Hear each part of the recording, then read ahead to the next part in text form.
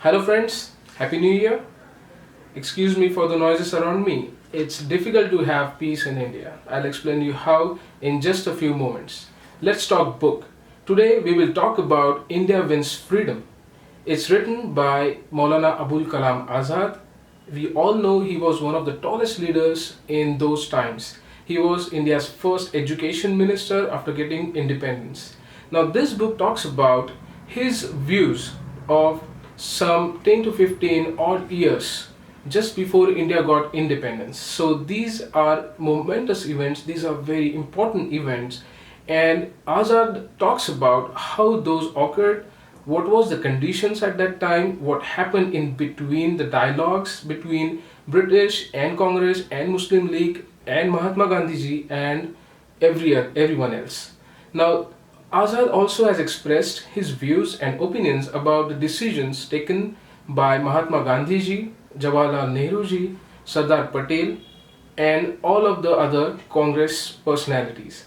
Now, when this book was written in 1957, there was some portion of this book not published because Azad Sahab thought that it might upset Jawaharlal Nehru, who was his one of the closest friend. In fact, this book is actually dedicated to Jawaharlal Nehru ji. And when you read those portions, because in 1988 there was no issue with publishing this portion of the book, and when you read that portion, those statements, you will understand why Azad was reluctant in publishing those paragraphs, those passages in those times.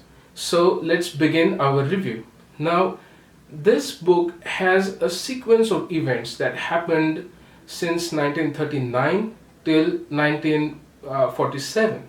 So it talks about what Congress was thinking at that time, what was the ideology.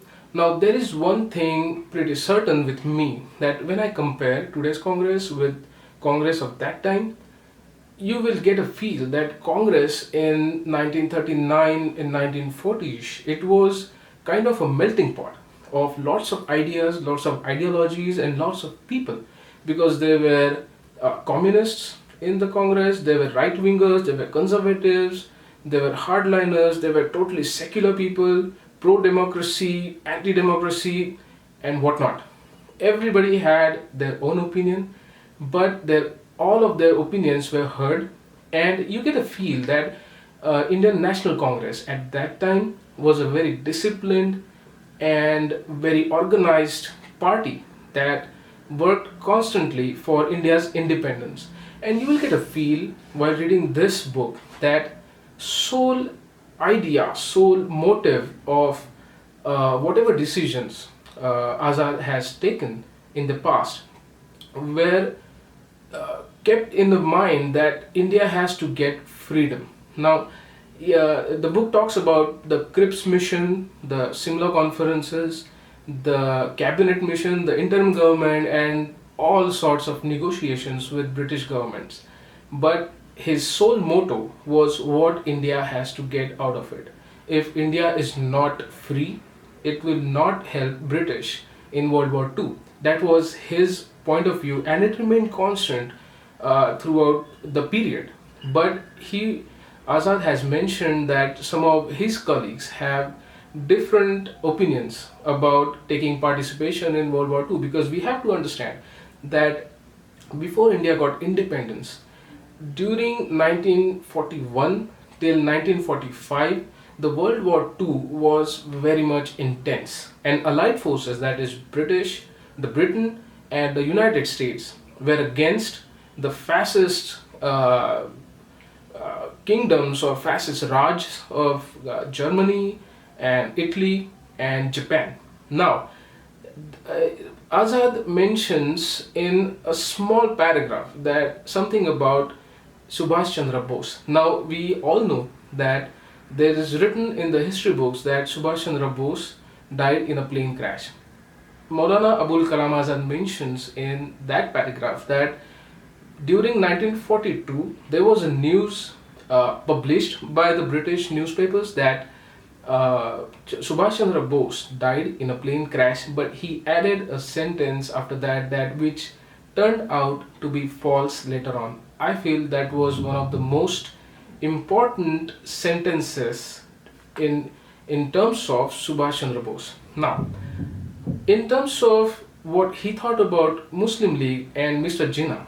Now, before we even go there, there are few passages in during what happened in the Cripps mission and all those negotiations that the seeds of partition or seeds of dismemberment or seeds of unhappiness amongst minorities and Hindus were sown during those times.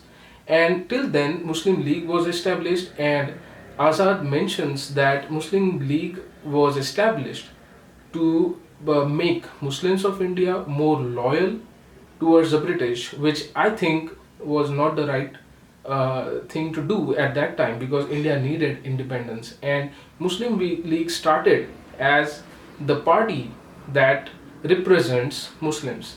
You will find that Azad has given all the arguments of why Mr. Jinnah was wrong in his demands and his ideologies. During cabinet mission, if you read and go through it, I just want to mention one small illogical or irrational demand of Mr. Jinnah, and you will get a feel of what Azad was thinking about Mr. Jinnah. At one point, Mr. Jinnah asked or said or had a demand with Congress that Congress will only recommend Hindus as their representatives, and Muslim League will only recommend Muslim leaders, because Jinnah thought Muslim League represented all Muslims of the country, which Azad has discredited completely with his arguments. I believe that is one of the interesting part of the book. Now, there was always constant churning between all the leaders of Congress, and they had all their opinions changing all the time. So, Maulana Abul Kalam Azad, who was president of the Congress at that time, found it difficult to get along with all those important leaders because they had a say in the society and also they had a say in Congress itself. Now, during whole book, during entire discussion what he has written in the book, you will see that Azad had distinctive disagreements with Mahatma Gandhi ji. Now, it is interesting to read those because usually we do not understand the logic behind why somebody is dissenting, and I'm happy at those times people were allowed to dissent, people were allowed to be disagreeing with each other and yet be together in any of the functions or any of the meetings. Now, this is the greatness of leaders of that time, and it's because of them that we are living in a secular country, so we owe a lot to these people than what we think about. Now, in the later part of the book, he talks about his experience in the jail. Now, it might sound that the book is getting off track a bit, but I think it was an important part of his book because he has talked about how this whole independence movement, how whole Quit India movement and all satyagrahas has effect on his personal life. Now, I'm sure for all freedom fighters there will be some anxiousness or some sorrow in terms of their family life. Abul Kalam Azad lost his wife while he was in jail, and I personally felt a bit bad and painful because British government at that time did not allow Azad to go to give the last rites to his wife. I thought that was a bit emotional part of the book. After that, he talks about the cabinet missions because every now and then the British government is trying to get a negotiation, and I personally, when I read the book, I did not understand why Muslim League was given so much importance because in all the elections, whatever local bodies or state bodies or central bodies, whichever it is, they never had a really clear majority except in two provinces which we do not have unfortunately with us in India today, that is the Punjab and Bengal, where there was majority of Muslims, but it is important to note that till 1946, Muslim League did not have majority of votes in those regions. So, on part of Mr. Raza's assessment that Muslim League is giving too much importance, I think was right. And he also expresses some concerns about Mahatma Gandhi ji and his attitude of giving importance to Mr. Jinnah, and he argued with Mahatma Gandhi regarding this point.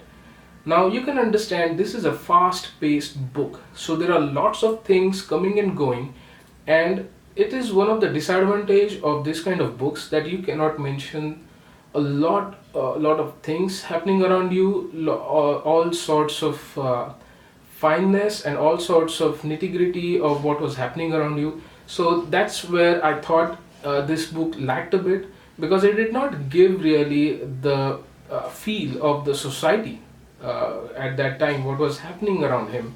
And sometimes you feel all of a sudden he's talking about some people and then they go out of the scene, then somebody else becomes important, then he or she goes out of the scene. Now, as the book goes along, and during 1945 1946 there was an interim government in India where Liaquat Ali Khan, who became later president of Pakistan, was given the finance ministry. Now, I must give credit to Maulana Abul Kalam that as he is explaining or justifying his own decisions and moves, he is gracious enough to accept when Congress did not take the right decision, when he had wrong judgment about the situation, and he's been gracious enough to accept those. I think that is the quality of the great leader, who accepts his own faults, thinks about it and corrects them. But those times in India were such that the aggressions were flying high. Everyone was keen and just furious against British people, that nobody wanted to argue in a logical sense. So I got a feel that after some point during 1945 and 1946, by the way, in 1946, Abul Kalam Azad resigned as president of Congress. At that time in the book, you might feel that he's becoming more like a spectator rather than taking the active part.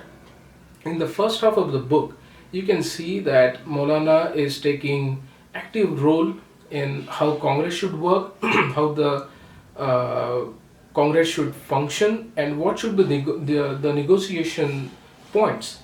But in the later part of the book, you'll see that he's becoming more like a spectator, because after some time, the Jawaharlal Nehru became the most important leader in Congress. Now, even though Maulana Abul Kalam Azad was a very close friend with Jawaharlal Nehru, he did not hesitate to criticize Nehru when it was needed. So, again, this is a good sign of a good friend, that he criticizes you whenever necessary. But as I said, it was not published till 1988.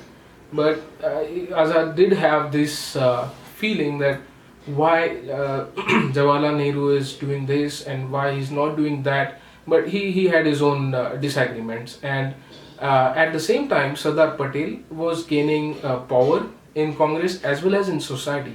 Now, we have to understand that this whole book revolves around 5 main characters of independence movement in mid 1940s. That is Maulana Abul Kalam Azad himself, Mahatma Gandhi ji, Jawaharlal Nehru, Sardar Patel, and Mr. Jinnah.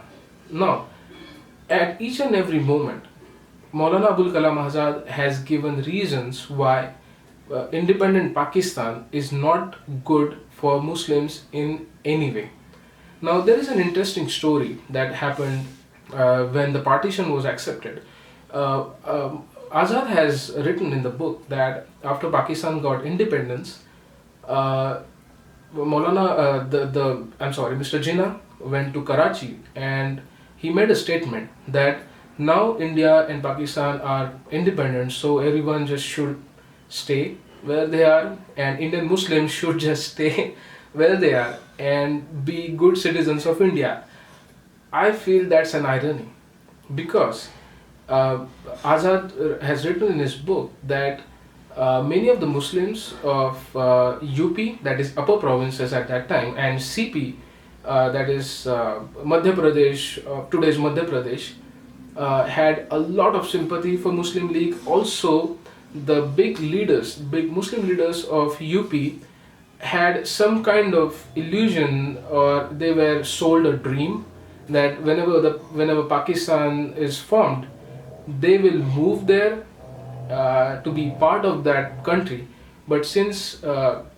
Jinnah has announced that every Muslim of India should stay back in India and be good citizens of India, they felt a lot of disillusionment, and they were angry, but they couldn't do anything. And at that time, Maulana Abul Kalam Azad did not hesitate to give them back. Like now, if you have sympathized with a wrong organization, a wrong idea, then you should not cry for the consequences. Now, you see why Indian Muslims get in trouble. Azad has specifically written in his epilogue that it's because of the partition that even though the Muslim majority populated areas in Punjab and Bengal got freedom, but what about the rest of Muslims in the country? They were spread across the states, there were minorities there. What will happen to them? And Mr. Jinnah never had any answer for that. So I just believe this whole two nation theory is a mistake, it's a blunder, and it's a false theory. And Mr. Jinnah was never foresighted, he never had any vision of what will happen to the common Muslims of India.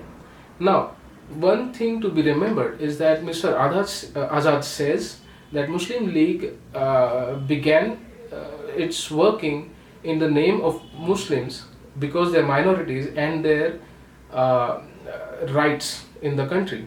They pumped fear in Indian Muslims that if India gets independence as a whole, Hindus will be majority community and Muslims will be minority, and they will not have that independent as what they should have.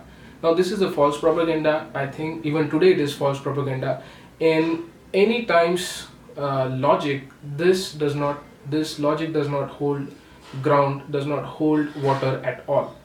So that was the problem, and that is we are facing this problem even till now, and I hope it will get solved sooner. But you will get a feel why everything had happened, and why it happened, how we came here, and what was the beginning point.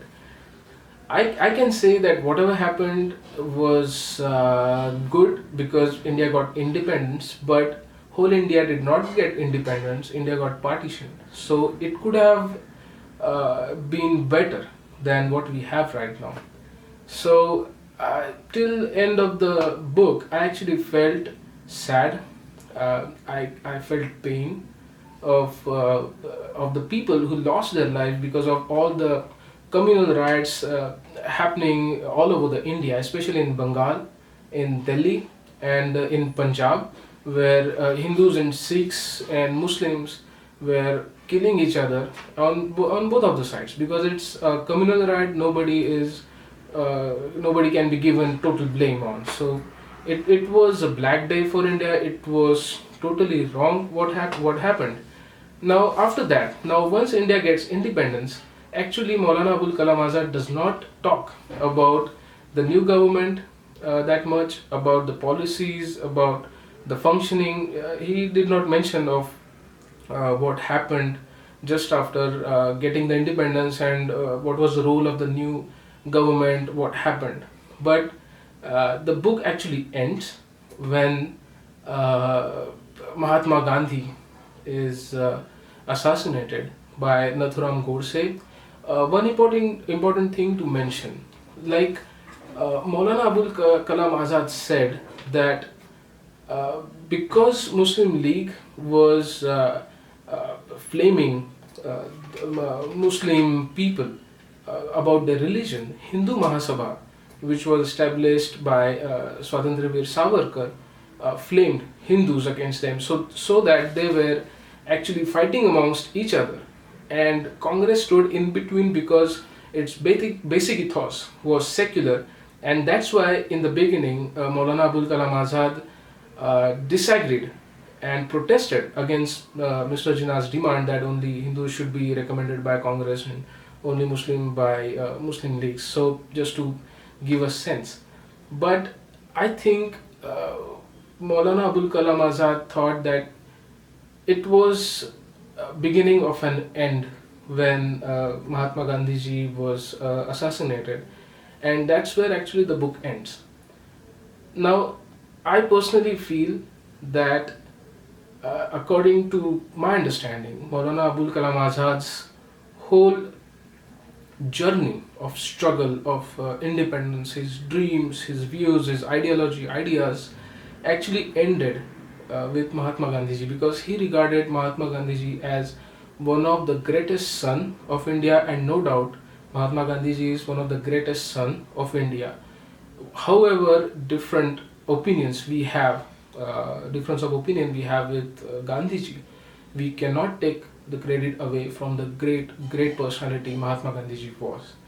Now, I will recommend for anyone who is student of history, who is interested in Indian independence movement, about India's history, about the Congress's history in general, I will definitely recommend to read this book.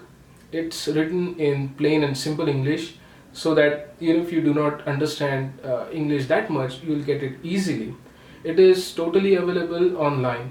I'm not saying that you have to read this book because you like Congress or you like Mahatma Gandhi ji, but just to understand the history in a different perspective. We all learn history in textbooks, but to read history, to be part of it in one of the tallest leaders of India, in his views, what was happening and how independence took place, I think you have to read this book. And I'm kind of speechless at this moment because I do not know what to say after reading everything he has written. All I can say is my prayers, my prayers with him, my prayers with all those brave people, all those freedom fighters, and all those great people who shaped our country, and it's because of them we are here what we are, and we owe them a lot. So please remember all those freedom fighters who fought for us, who fought for our future, our present, without thinking once what will happen to them and about their own family and own friends. So, namaskar, Jai Hind. Please read this book. Dhanyavad.